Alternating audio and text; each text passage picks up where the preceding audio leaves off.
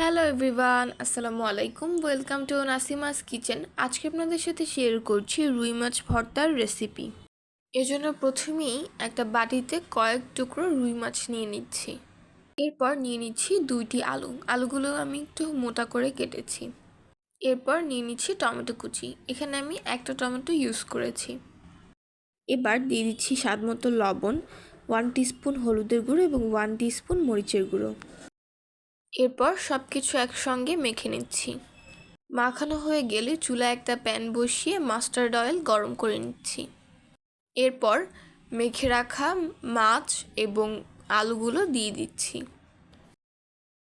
কিছুক্ষণ পর মাছ এবং আলুগুলো উল্টে নিচ্ছি। এরপর ঢাকনা দিয়ে রেখে দেব মাছটা সিদ্ধ হওয়া পর্যন্ত। সিদ্ধ হয়ে গেলে ঢাকনা তুলে নামিয়ে নিচ্ছি। মাছটা ঠান্ডা হয়ে গেলে কাটা ছাড়িয়ে নেব।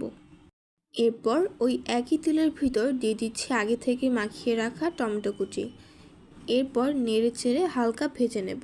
ভাজা হয়ে গেলে একটা বাটিতে তুলে নিচ্ছি এবং মাছের কাঁটাও ছাড়িয়ে নিয়েছি।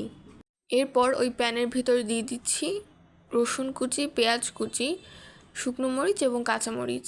এরপর নেড়ে চেড়ে ভেজে নিচ্ছি। ভাজা হয়ে গেলে তুলে ঠান্ডা করে নিচ্ছি। এরপর ব্লেন্ডারে দিয়ে দিচ্ছি আগে থেকে ভেজে রাখা আলু, টমেটো এবং কাটা ছাড়ানো মাছ। এরপর দিয়ে দিচ্ছি ভেজে রাখা পেঁয়াজ রসুন কুচি এবং কাঁচামরিচ এবং শুকনো মরিচ। এরপর ব্লেন্ড করে নিচ্ছি। ব্লেন্ড করা হয়ে গেলে স্বাদমতো লবণ দিয়ে মেখে নিচ্ছি। তৈরি হয়ে গেল মজাদার রুই মাছের ভর্তা। আজকের ভিডিওটি এই পর্যন্তই। দেখা হচ্ছে নেক্সট ভিডিওতে। আল্লাহ হাফেজ।